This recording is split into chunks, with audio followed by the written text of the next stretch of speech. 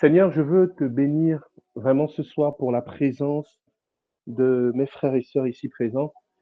Je te bénis, Seigneur,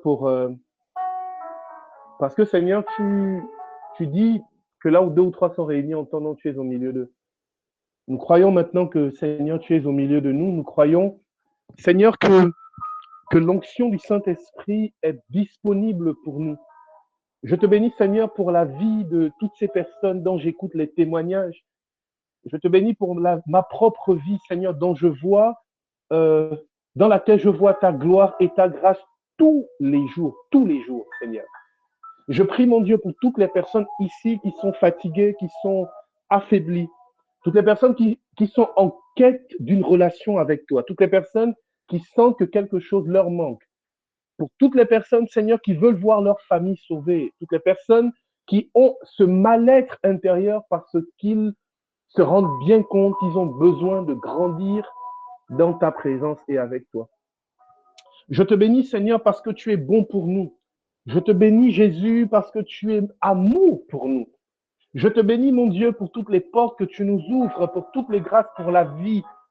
Je te bénis, mon Dieu, pour la santé. Et je te prie, ô Seigneur, que tu puisses combler chacun d'entre nous des désirs de nos cœurs. Nous croyons, Seigneur, dans ce qui est écrit dans Luc 1,37, c'est que rien n'est impossible à toi. Et nous voulons, Seigneur, que nous puissions faire l'expérience vraiment de cette gloire de Dieu où rien n'est impossible dans nos vies. Nous voulons, Seigneur, cependant marcher avec toi. Nous voulons, Seigneur, nous convertir chaque jour. Et nous voulons, Seigneur, marcher dans le chemin que tu veux pour nous avec amour, joie, avec patience et avec foi. Seigneur, donne-nous, Seigneur, de mettre nos pas dans les tiennes avec vérité, avec passion, avec joie.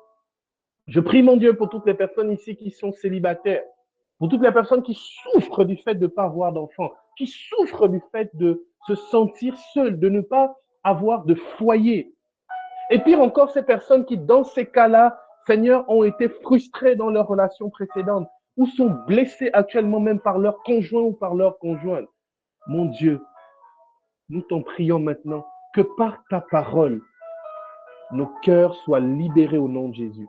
Que par ta parole, Seigneur, ta faveur soit sur nos vies, sur la vie de nos familles, nos vies de couple, nos vies maritales, et sur tout ce qui est tracasserie et problèmes qui nous fait perdre la paix. Seigneur, je suis conscient que dans nos vies, Seigneur, tout ne peut pas fonctionner comme on veut, mais nous voulons que ce soit que tout fonctionne comme toi tu veux dans nos vies. Donne-nous, Seigneur, de nous unir à ta volonté. Donne-nous, Seigneur, de reconnaître ta volonté. Et nous savons que ta volonté est tellement mieux que notre propre volonté à nous. Merci, mon Dieu, parce que tu es bon et amour.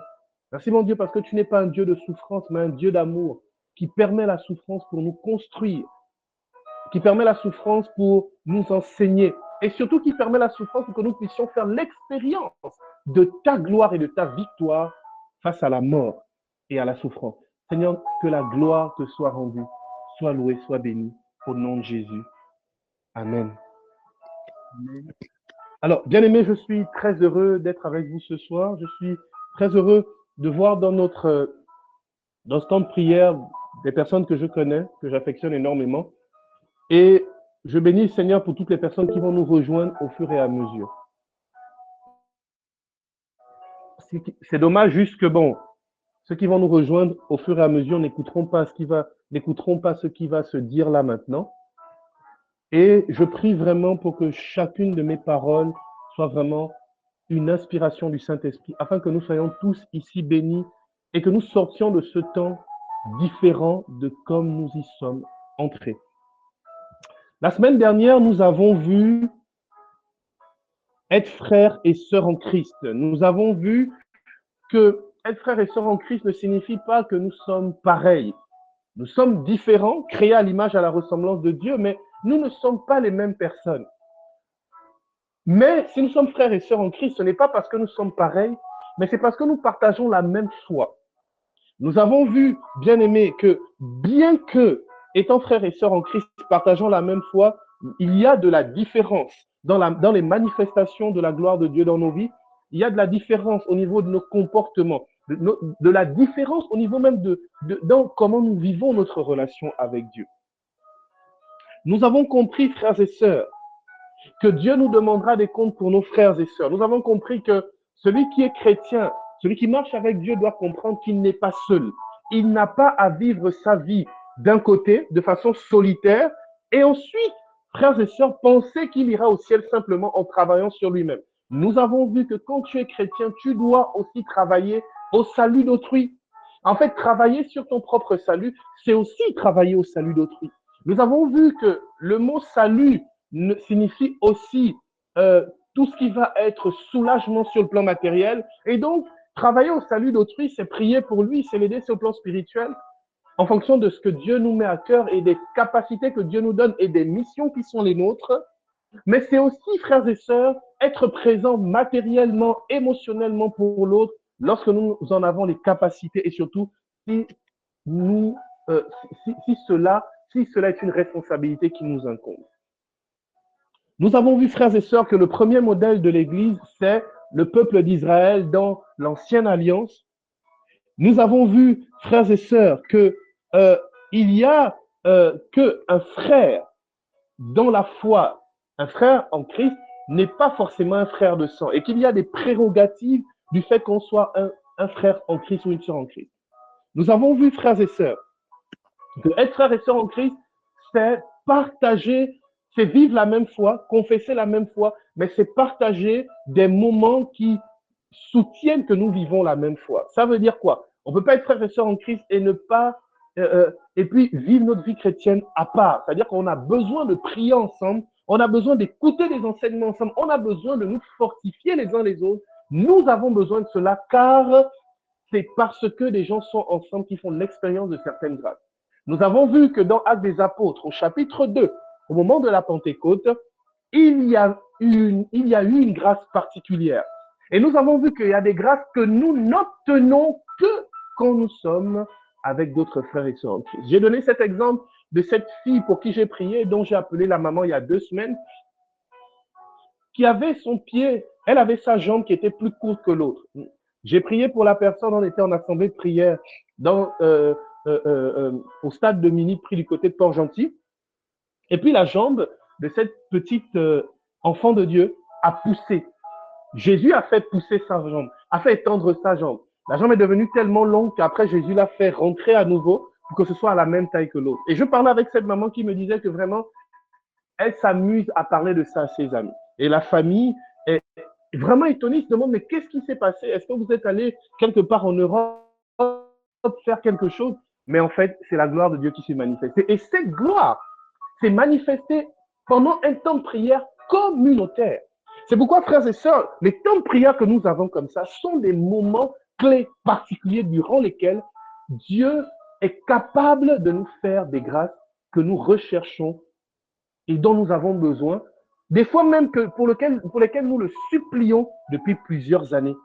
Frères et sœurs, il y a quelques semaines de cela, je priais pour une dame qui a une surdité au niveau de l'oreille, au niveau de son oreille gauche. Elle a eu ça jusqu'à une trentaine d'années. Elle s'approche de la quarantaine d'années. J'ai prié pour elle. On était en assemblée de prière. Il y a eu une onction de guérison qui est passée et puis elle a été guérie instantanément devant tout le monde. Quelques semaines, ça veut dire il y a à peu près 1 mois. Pourquoi est-ce que je nous raconte ça? C'est pour que nous sachions que les temps que nous passons là, c'est vraiment des temps privilégiés.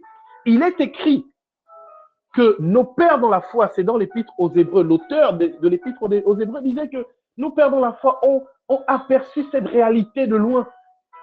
Ils ont aperçu cette réalité de loin. Et il est même dit que Jésus a dit à ses apôtres, lors de la Sainte Seine, il a dit, comme j'ai désiré prendre ce repas avec vous, frères et sœurs, ce que nous vivons maintenant, ça a été prophétisé depuis des milliers d'années. C'est une grâce absolument extraordinaire. Nous devons en être conscients. Car pendant même que nous sommes en train de prier ensemble, pendant même que la parole de Dieu est proclamée, le ciel s'installe dans la maison de tous ceux qui sont connectés ici au nom de Jésus. Et frères et sœurs, Dieu peut toujours nous surprendre. Il n'y a pas de temps de prière qui se répète. Il n'y a pas de répétition dans la façon de faire de Dieu. Dieu peut toujours nous surprendre parce que nous avons toujours besoin de lui il y a toujours moyen d'aller encore plus en profondeur avec lui. Et le thème d'aujourd'hui, dans la continuité de ce qui s'est fait la semaine dernière, c'est les qualités d'un frère et d'une sœur en Christ. La première qualité d'un frère et d'une sœur en Christ, c'est que quand on met nos vidéos sur YouTube, il faut aller liker et partager. Bon, là, je blague. Là, je suis en train de blaguer. C'est juste attirer votre attention. On a notre page YouTube. Allez écouter les enseignements, partagez et puis liker. Je fais comme les influenceurs. Mettez les cœurs. Alors, le thème, c'est les qualités d'un frère et d'une sœur en Christ. Hein. Il y a un livre pour ceux qui sont catholiques qui s'appelle le catéchisme de l'Église catholique. Ça, c'est pour ceux qui sont catholiques romains. C'est un livre très intéressant. J'ai lu dans ce livre, il est écrit ceci. Nous sommes tous frères et sœurs, fils et filles de Dieu le Père, appelés à former le corps du Christ. Je répète, nous sommes tous frères et sœurs, fils et filles de Dieu le Père, appelés à former le corps du Christ. Appelés à former. Il y a une construction du corps du Christ. Lorsque nous sommes enfants de Dieu, il y a une construction pour devenir enfants de Dieu au sens où devenir ce que Dieu veut que nous soyons, qui est la stature du Christ, la maturité dans le Seigneur. Et c'est pourquoi, frères et sœurs, être frères et sœurs en Christ n'est pas un état constant. Être frères et sœurs en Christ signifie que nous avons à grandir dans nos relations de fraternité dans le Seigneur. Nous avons à grandir sur le plan personnel pour être de meilleurs frères et sœurs en Christ.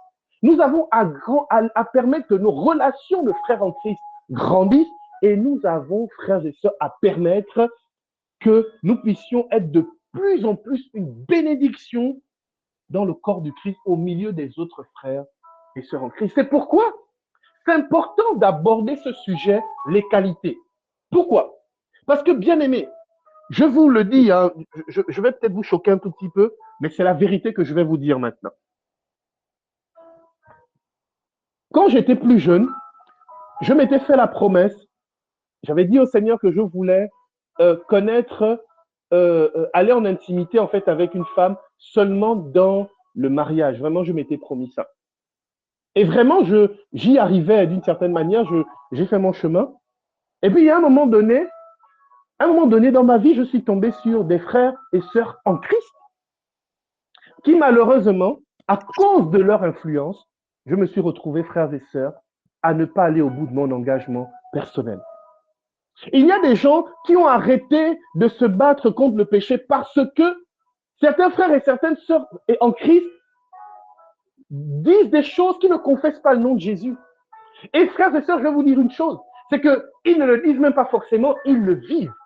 Et la meilleure façon de convaincre une personne qu'elle est sur un chemin qui n'est pas bon ou de transformer son comportement, c'est que cette personne vive au milieu de personnes qui ont une autre façon de faire. Et il y a des gens qui ont quitté l'Église à cause du comportement de certains frères et sœurs. Et le pire dans ça, c'est que tellement, si je parle par exemple de l'Église catholique, tellement l'Église catholique est grande, les gens s'en foutent. On se dit, bon, il est parti, c'est pas grave, l'Église catholique existe toujours. Mais bien aimé, le sang de nos frères nous sera demandé. Et dans les autres églises, on voit des scandales absolument extraordinaires. Des gens qui vont d'église en église parce qu'ils vivent des scandales. Combien de personnes ont été violées dans les églises? Combien de personnes, frères et sœurs, ont été abusées par des gens consacrés? Combien de personnes, frères et sœurs, ont appris des choses tellement graves qu'ils ont décidé de se retirer de l'église? C'est vrai, nous pouvons dire que la chair est faible. C'est vrai, nous pouvons dire que personne n'est pas fait. Nous pouvons dire que la foi est personnelle, que le salut est personnel. Mais bien aimé, l'enfer aussi est personnel. Ce que j'ai envie de nous dire, c'est ceci.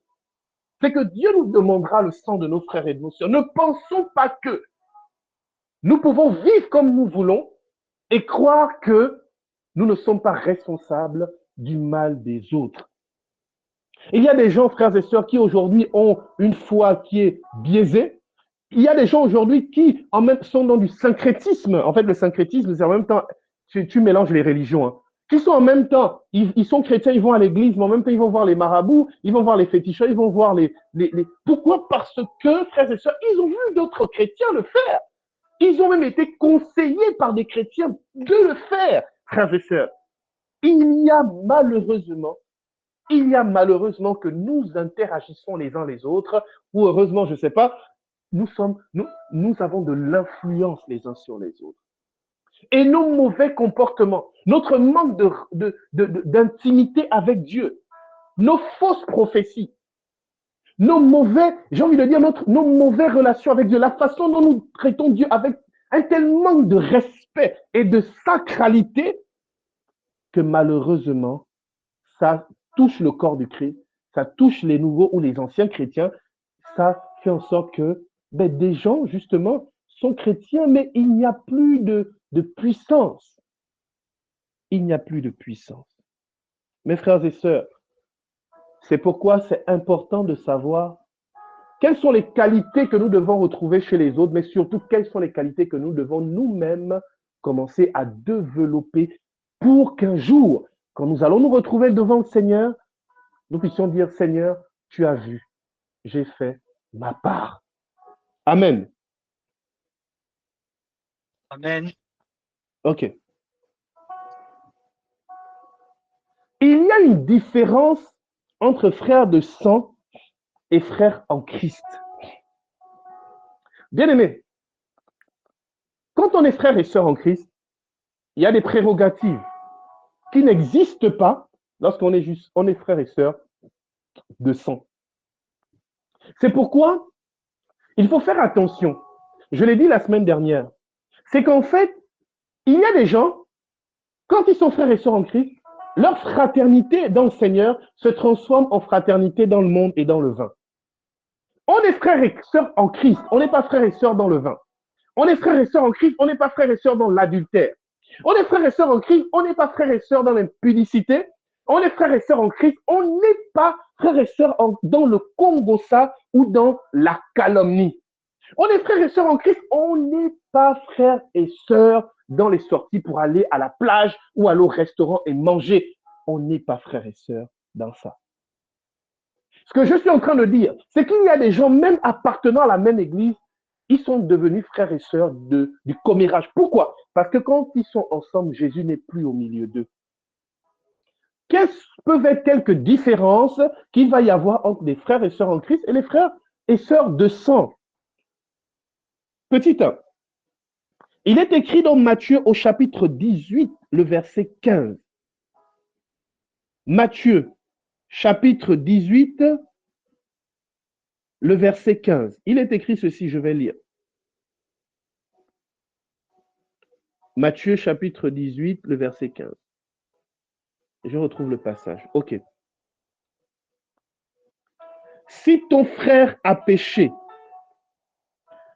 contre toi, a commis un péché contre toi, va lui faire des reproches seul à seul. S'il t'écoute, tu as gagné ton frère. Verset 16. S'il ne t'écoute pas, prends-en plus avec toi une ou deux personnes afin que toute l'affaire soit réglée sur la parole de 2 ou 3 témoins. Ensuite, s'il refuse de les écouter, dis-le à l'assemblée de l'Église. S'il refuse encore d'écouter, l'Église considère-le comme un païen ou un publicain. Amen, je vous le dis, tout ce que vous aurez lié sur la terre sera lié dans le ciel. En d'autres termes,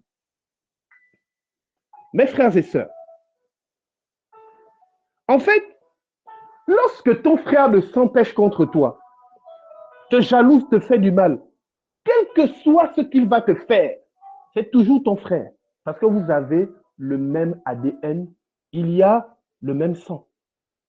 Il y a toujours, vous avez toujours le même sang, comme on dit, vous partagez dans votre corps, dans votre, ce qu'on appelle le génotype en SVT et le phénotype. Génotype, en fait, c'est ce qui concerne le bagage, comment dire, le bagage génétique dans les cellules, voilà. Et le phénotype, c'est-à-dire, j'ai envie de dire, la manifestation sur le plan de notre corps, vous voyez. Ton frère et toi, vous allez toujours vous ressembler, qu'il te fasse du mal ou pas.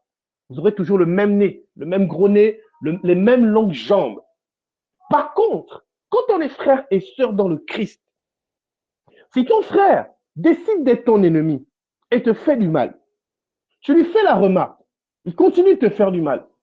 Tu appelles deux personnes, il continue de te faire du mal. Tu appelles l'église, il continue de te faire du mal et il décide qu'il est ton ennemi et qu'il te fait du mal. La Bible dit que ce n'est plus ton frère. Est-ce que vous comprenez? La Bible dit que ce n'est plus ton frère. Il peut porter le nom de chrétien, il peut toujours être baptisé, mais la filiation dans le Seigneur, c'est écrit, traite-le comme un païen, comme un publicain. En d'autres termes, il y a quelque chose qui va être brisé. Il y a une relation qui va être brisée. C'est toujours ton frère dans le Christ au sens où vous devez être chrétien, mais il y a une relation qui est brisée et c'est écrit, cette relation-là, il faut la briser même. Parce que c'est une personne qui s'érige envers toi en ennemi. Premier point. Deuxième point. Si ton frère de sang peut être un sorcier, il peut avoir pactisé avec le diable, il est toujours ton frère de sang. C'est toujours ton sang. Par contre, il est écrit ceci dans le psaume 133, le verset 1. Le psaume 133, le verset 1, dit la chose suivante. Je vais lire. Il est écrit,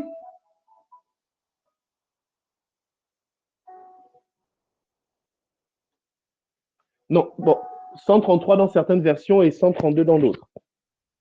Oui, il est bon, il est doux pour des frères de vivre ensemble et d'être unis. Il est bon de vivre ensemble et d'être unis, on dirait un baume précieux, un parfum sur la tête. On parle de l'onction. Lorsqu'une personne est sorcier ou sorcière, cette personne, lorsque vous êtes ensemble, il n'y a pas Jésus au milieu de vous. Par contre, mais il est toujours ton frère, si vous avez le même sang. Mais lorsque ton frère décide de devenir franc-maçon, si ton frère dans le Seigneur, il y a des gens qui disent que tu peux être catholique, être franc-maçon, tu peux être chrétien, être franc-maçon, tu peux être musulman, tu peux être des églises de réveil méthodistes et puis être franc-maçon. Mais c'est faux. Si ton frère devient franc-maçon, s'il rentre dans une société secrète et ésotérique où il décide d'aller vendre son âme au diable, ou bien il est satanique ou je ne sais pas quoi, il n'y a plus Jésus au milieu de vous parce qu'il confesse autre chose. À partir de là, même s'il vient à l'église, ce n'est plus ton frère en Christ. Ça ne veut pas dire qu'il ne faut pas l'aimer. Ça ne veut pas dire qu'il faut le détester. Ça ne veut pas dire que tu ne dois pas prier pour lui parce que la Bible dit qu'il faut gagner son frère.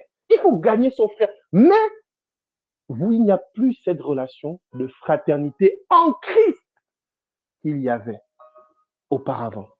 Est-ce qu'on se comprend? C'est important de dire ça. Pourquoi? Bien aimés, ne confondons pas les choses. Sachons remettre les relations que nous avons avec les autres à leur place. Il y a des gens qui ne sont pas vos frères en Christ. Ce sont vos frères et sœurs de sang. Il y a des gens qui ne sont pas vos frères en Christ. Ce sont des amis. Ce sont des connaissances. Ce sont des gens que vous appréciez. Vous vous appréciez. Vous vous aimez. Mais vous n'êtes pas frères et sœurs en Christ. C'est pourquoi, bien aimés, faites attention. Tu ne peux pas discerner, par exemple, un message que Dieu t'a donné. Tu vas aller en parler à une personne avec qui vous ne partagez pas Jésus et qui est peut-être dans une autre obédience, et en espérant que Dieu te parle au travers de cette personne. Il n'y a pas de filiation dans le Christ avec cette personne. Quoi qu'il y ait une filiation d'amour, parce que Dieu nous demande de nous aimer, d'aimer tout le monde, car il est écrit, tu aimeras ton prochain comme toi-même. Donc, c'est pas qu'il faut détester. Mais je dis, il faut discerner les relations que vous avez avec les gens. Sachez à qui vous confiez certaines choses. Sachez à qui vous demandez conseil pour certaines choses. Sachez de qui vous écoutez les conseils pour certains pans de votre vie. Sachez à qui vous dites, prie pour moi. Sachez à qui vous dites, impose-moi les mains sur la tête. Sachez à qui vous dites, va prier pour moi, tu me diras ce que Dieu dit. Sachez à qui vous le dites, frères et sœurs. Amen. Alors, Amen. c'est important de quand même dire ces différences-là, parce que ton frère de sang, même si c'est un sorcier, c'est ton frère. Tu dois l'aimer.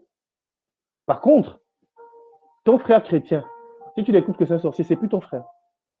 C'est plus ton frère au sens où il n'y a plus Christ entre vous. C'est un frère on va rendre le sens large. C'est un frère. Bah, enfin, beaucoup d'entre nous, nous sommes africains. C'est un frère, oui. Mais il n'y a plus Christ entre vous. Quelles sont les qualités que tu dois avoir en tant que frère en Christ? Quelles sont les qualités que nous devons avoir pour que l'Église du Christ continue de se construire, pour que nous soyons une bénédiction pour les autres et que nous-mêmes, frères et sœurs, nous puissions nous convertir dans comment nous vivons nos relations avec les autres. C'est important. Parce que, frères et sœurs, moi je suis souvent très triste, souvent. Dans les assemblées de prière où j'ai été souvent, quand j'étais plus jeune, j'ai vu toutes sortes de manifestations de la gloire de Dieu. Il m'est arrivé d'être dans des assemblées de prière, même là maintenant, pas forcément quand j'étais beaucoup plus jeune, où le Seigneur se manifeste vraiment puissamment. Il bénit tellement de gens. Moi, j'ai vu des personnes se réconcilier, un couple se réconcilier pendant un temps de prière et ils se sont mariés, ils ont calé la date du mariage le jour même. J'ai vu, durant un temps de prière, à part les guérisons et tout ça, une famille se réconcilier en direct pendant un temps de prière. Malheureusement, il y a des temps de prière où il n'y a pas toutes ces grâces. Pourquoi? Parce que souvent, les personnes qui sont ensemble pour prier, tellement ils ne sont pas en communion, alors le Christ n'est pas au milieu de nous. Il y a des gens, il y a des assemblées de prière quand vous allez là-bas, je ne sais pas si vous avez remarqué, vous allez prier, l'onction de Dieu ne descend pas. On force l'onction. Et il y a des assemblées où quand vous partez, dès les premières minutes, l'onction de Dieu se manifeste. On a une telle paix, une telle grâce. Pourquoi? Mais parce que il y a la réalité de la communion. Frères et sœurs, nous nous réunissons pas au nom d'un homme, pas au nom de nos, j'ai envie de dire, de nos races ou de nos nationalités, ou même de nos corps de métier. Nous nous réunissons au nom de Jésus-Christ.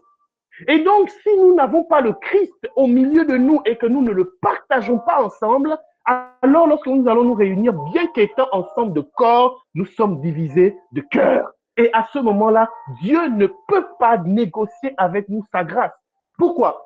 Parce que là où 2 ou 3 sont réunis en mon nom, je suis au milieu d'eux. Mes frères et sœurs, lorsque la division est quelque part, l'Esprit de Dieu n'est plus là. Il est écrit dans Galates au chapitre 5 qu'il y a eu il y a inimitié, il y a combat, il y a antagonisme entre la chair et l'esprit.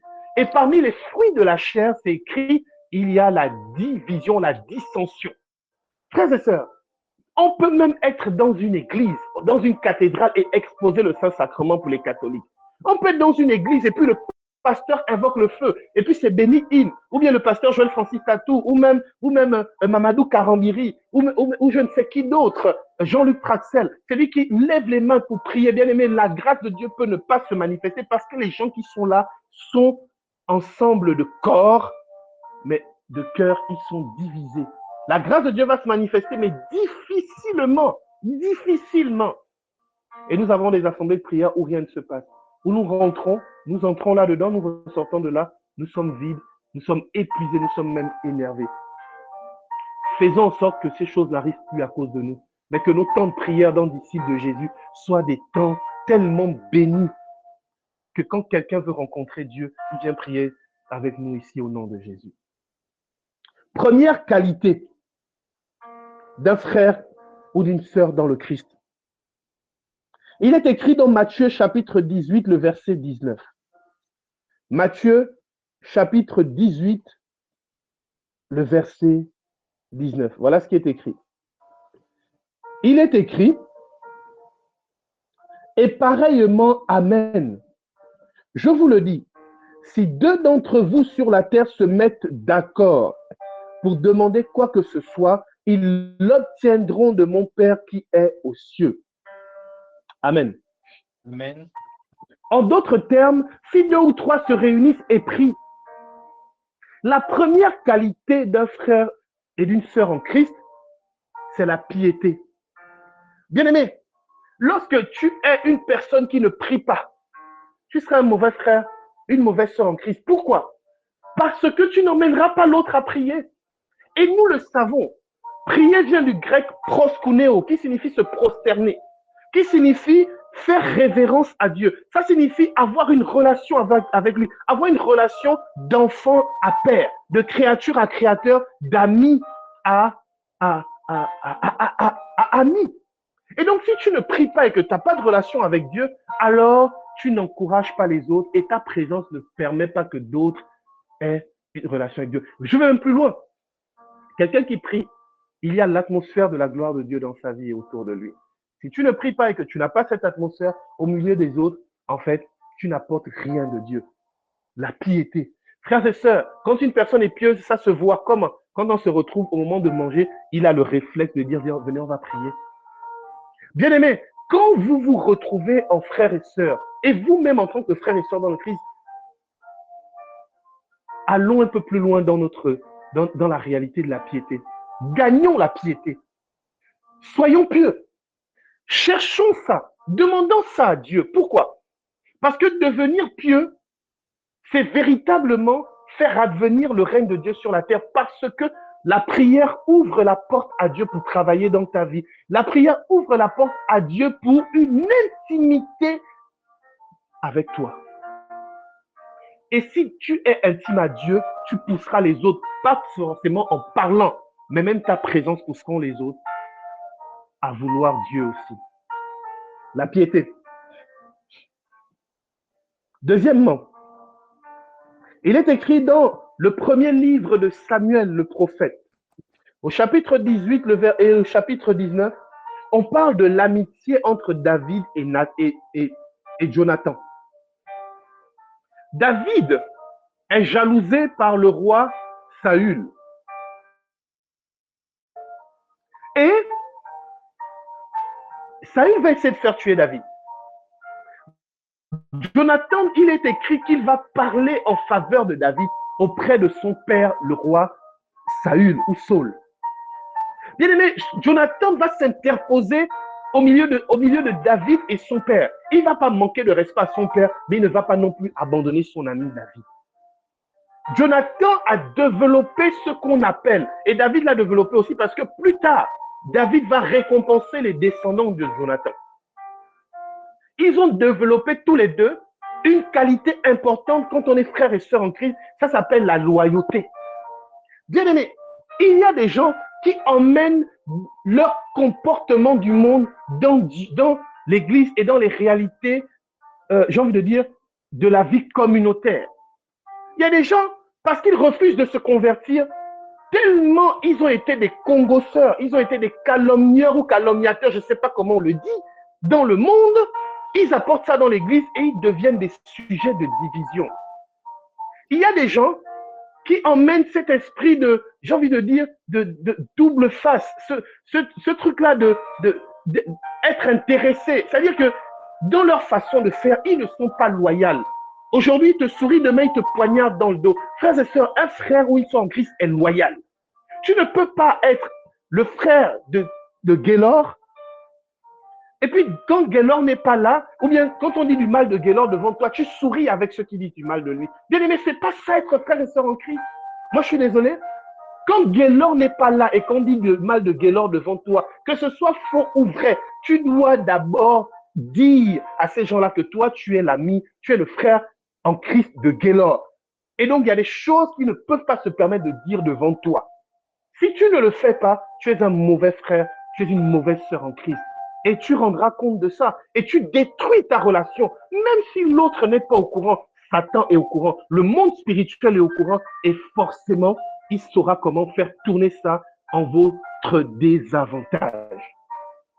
Bien aimé, la loyauté, c'est défendre l'autre, même quand il n'est pas là. La loyauté, c'est prier pour l'autre, même s'il a péché. L'autre a péché, ok. Pourquoi aller exposer son péché? L'autre a commis un forfait, ok, mes frères. Tu es loyal, non, oui. Tu te souviens qu'il t'a fait du bien, non, oui. Tu te souviens que cette fraternité de frères et sœurs en Christ a été une bénédiction pour toi, non, oui. Alors lève-toi pour gagner ton frère. Lève-toi pour gagner ton frère. La loyauté, frère. Vous savez, j'ai constaté un truc. Hein. Aujourd'hui, à l'heure actuelle, mes meilleurs amis, ce ne sont pas des grands chrétiens. Les personnes qui sont mes frères en Christ et mes meilleurs amis, ce n'est pas des grands chrétiens. Ce pas des gens qui vont à l'église tous les jours. Ils ne sont pas prédicateurs. Aucun d'entre eux n'est prédicateur. Aucun d'entre eux n'est exorciste ou machin. Aucun, je dis bien aucun d'entre eux. C'est tous des simples chrétiens, tout petits chrétiens qui vont à la messe le dimanche, qui travaillent, qui lisent leur Bible à la maison. Ils sont tous comme ça, mes meilleurs amis. D'ailleurs, il y en a un qui est connecté là. Ce n'est pas de grands chrétiens, mais il y a la réalité de la loyauté. Ça veut dire que, moi je me souviens, j'ai vécu quelque chose de difficile il y a quelque temps, et ces personnes qui étaient mes frères en Christ, il y a un qui m'a dit, ah non mais quoi, Dieu ne te parle plus, il s'est moqué de moi. En fait, j'avais échoué dans une relation, il s'est moqué de moi. Mais bien aimé, ces personnes-là qui ne sont pas de grands chrétiens, de grands prédicateurs et tout ce que vous voulez, ils m'ont soutenu, et ils ont clairement montré qu'ils n'étaient pas d'accord. Tout ça pour vous dire quoi, frères et sœurs? On ne mesure pas le fait qu'on soit frères et sœurs en Christ, la qualité d'une relation en Christ, en fonction de l'onction qui est dans la vie de l'autre. On la mesure en fonction de la qualité de la relation qui existe entre vous deux. Ça veut dire la loyauté. Parce que quand l'autre est loyal, il sera toujours, pour la plupart du temps, une bénédiction pour toi, car il t'aime, il te défend corps et âme, bête et ongles. Amen. La loyauté. Troisième qualité. Il est écrit dans 2 Pierre au chapitre 3, le verset 16. L'apôtre Pierre fait l'éloge de Paul en disant, Paul a des messages profonds. Pour lire ces messages-là, il faut avoir un certain nombre de rudiments, mais Paul est un bon, c'est un vrai. On voit dans Matthieu au chapitre 18, le verset 22. Matthieu chapitre 18, il est écrit au verset 22. Jésus lui répondit, je ne te dis pas jusqu'à 7 fois, mais 77 fois 7 fois. Je vous ai parlé de Pierre tout à l'heure, dans 2 Pierre 3,16. Pierre et Paul ont eu une dispute. Parce que Pierre mangeait avec les païens avant que les autres juifs n'arrivent. Quand les juifs sont arrivés, Pierre s'est désolidarisé des païens. Paul n'a pas apprécié l'attitude, il a fait la remarque en public. Bon, moi je vous déconseille de faire ça. Ne faites pas de remarques en public à votre pasteur ou à votre évêque, votre prêtre ou même le pape. Ne faites pas ça, on va vous taxer d'impoli. Ne faites pas ça, ne faites vraiment pas ça. Ou à votre berger, ne faites pas ça. Moi, ne me faites pas de remarques en public. Pour faire la remarque en privé, c'est mieux. C'est mieux. Parce que si vous faites comme Paul, c'est pas bon. Soit, Paul a fait la remarque, ça a créé une friction. Mais vous voyez, le même Pierre qui a été frustré et qui a été même humilié d'une certaine façon par Paul, il va recommander les Écritures de Paul en donnant simplement quelques lignes directrices pour ne pas se tromper dans leur interprétation. Pierre a fait preuve de tolérance. Jésus dit ceci, ne pardonnez pas juste 1, 2, 3, 4 fois, pardonnez 77 fois 7 fois. En d'autres termes, entre frères et sœurs en Christ, il faut vous pardonner. Il faut être tolérant. C'est quoi la tolérance? La tolérance, c'est en acceptant la différence de l'autre, comprendre que dans les défauts que l'autre a, il y a des choses qui ne peuvent pas changer tout de suite. Je vais l'aimer avec, l'accepter avec. Au fur et à mesure, ça va changer, mais ça changera peut-être dans 10 ans. Il va faire des efforts, il fait des efforts, mais il ne peut pas changer un défaut, un comportement qu'il a depuis 20 ans. Bien aimé, des fois, nous demandons des choses aux gens dont ils sont incapables. Frère, tu as un frère, lui. Son défaut, c'est quoi? C'est que, je ne sais pas, par exemple, il est brutal dans sa façon de parler. Il est très cru, très trash.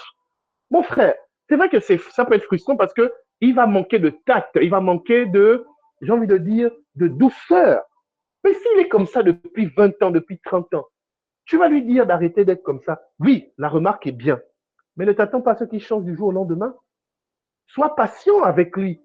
La tolérance nous emmène à nous accepter et donc finalement à nous encourager dans nos conversions personnelles.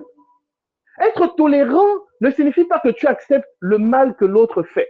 Être tolérant signifie que le mal que l'autre fait, mais qu'il essaye de changer, tu apprécies ces changements même s'ils sont petits et surtout, tu lui dis bien et tu lui fais bien savoir que tu l'aimes malgré son défaut. Amen. Amen. En frères et sœurs bien-aimés, nous devons être tolérants. Je vous donne un exemple. Moi, je suis quelqu'un qui oublie vite. Si tu me dis aujourd'hui, voilà, et que j'ai oublié, tu peux penser que je ne t'aime pas? Tu peux penser que j'ai oublié ton anniversaire? Bien-aimé, je ne retiens pas les anniversaires des gens. Donc, si toi, tu es frustré en te disant, il n'a pas retenu mon anniversaire, il ne m'aime pas, je ne sais pas quoi, bien-aimé, en fait, tu te fais du mal parce que je ne fais pas exprès. Je suis comme ça. Je fais l'effort de changer, mais je ne vais pas changer du jour au lendemain parce que ce n'est pas en mon pouvoir. Moi, j'essaie, je fais de ce dont je suis, ce que je suis capable de faire, ce qui en met en ma possession en termes de capacité, mais je ne peux pas aller au-delà parce que je ne peux pas simplement. Soyons tolérants, discernons les défauts des autres, non pas pour les juger, mais pour les aider à changer. De temps en temps, ça va être difficile, c'est vrai, mais soyons tolérants et ne permettons pas que les défauts des uns des autres fassent souffrir nos relations avec eux. La tolérance. Bien aimé, la tolérance. Vous savez, les gens les moins tolérants, les gens qui aiment bien, les moins tolérants, qui aiment bien faire les remarques aux autres, mais avec violence et virulence, ces personnes-là sont souvent elles-mêmes l'objet. En réalité, la plupart du temps, elles ont elles-mêmes plus de choses à changer dans leur comportement. Vous savez, c'est terrible, hein, mais écoutez, je vous dis ça, mais c'est vrai. Ceux qui sont tolérants, généralement, ont moins de choses eux-mêmes à changer que les personnes envers qui ils sont tolérants et qui ne le sont pas envers eux. Ceux qui aiment bien dire, oh non, mais toi, tu es toujours comme ça. Toi, tu es... Oui, c'est vrai. Mais bien souvent, ceux qui le disent ont plus de choses à changer. Vous allez souvent remarquer dans les amitiés, ça fait un peu rire. Il y a toujours un qui est plus tolérant que l'autre. Et puis l'autre est toujours chaud. Mais il y a un qui est toujours plus calme, plus tolérant que, ah, je calme-toi. Et puis celui qui est calme-toi, qui fait quelque chose, l'autre se fâche vite. Mais l'autre, lorsqu'il se fâche, celui qui est tolérant, arrondit un peu plus les angles. Ça fait un peu rire. Mais la vérité, c'est que, et je vous le dis, hein, en tout cas pour ceux qui sont plus doux, souvent, la plupart du temps dans leurs amitiés, sachez ceci, la Bible dit que les doux hériteront du royaume des cieux. Sachez-le, ceux qui sont tolérants, vous avez une grâce, vous amassez des richesses dans le ciel que ni les termites ni les voleurs ne peuvent dérober et détruire. Bien-aimés, soyez tolérants. Soyons tolérants. Amen. Amen. Quatrième, il y en a 5. On passe au quatrième, donc à l'avant-dernier. Quatrième qualité d'un frère, d'une sœur en Christ, c'est la vérité. La vérité. Ça veut dire quoi la vérité? Il est écrit dans Philippiens, l'épître aux Philippiens, au chapitre 4, le verset 8. L'épître aux Philippiens, le chapitre 4, le verset 8, il est écrit ceci. Enfin, mes frères, tout ce qui est vrai et noble, tout ce qui est juste et pur, tout ce qui est digne d'être aimé et honoré, tout ce qui s'appelle vertu et qui mérite des éloges, tout cela, prenez-le en compte. Amen. Amen. Bien-aimés, en d'autres termes, tout ce qui est vrai, la vérité, une des qualités importantes lorsqu'on est frère en Christ, c'est se dire la vérité. Malheureusement, beaucoup vivent dans l'hypocrisie et certaines personnes ne vivent pas dans une hypocrisie voulue. Il y a des frères qui n'aiment tellement pas accepter les remarques qu'ils obligent les autres par leur comportement à ne pas leur faire des remarques parce qu'ils ont peur des représailles.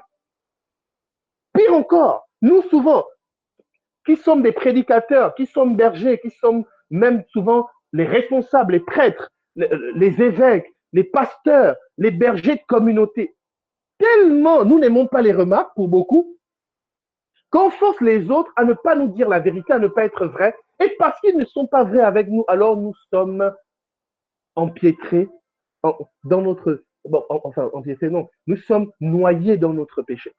Nous sommes noyés dans nos mauvais comportements, dans nos inconversions. Mais bien aimés, frères et sœurs en Christ, lorsqu'il y a une certaine relation, il faut se dire la vérité. Je ne suis pas en train de vous dire de vous lever pour aller parler à n'importe quel responsable. Non, je n'ai pas dit ça. Mais quand vous êtes en relation avec une personne et qu'il y a Christ au milieu de vous, et une certaine relation entre vous, dites-vous la vérité. Mon frère, tu as tel problème. Ma sœur, tu as tel problème. Mon frère, je t'aime, mais regarde telle chose. Ma sœur, je t'aime, mais regarde. Mais tellement il y a des gens qui n'aiment pas les remarques. Tellement il y a des gens qui n'aiment pas les remarques. Frère, il faut se dire la vérité.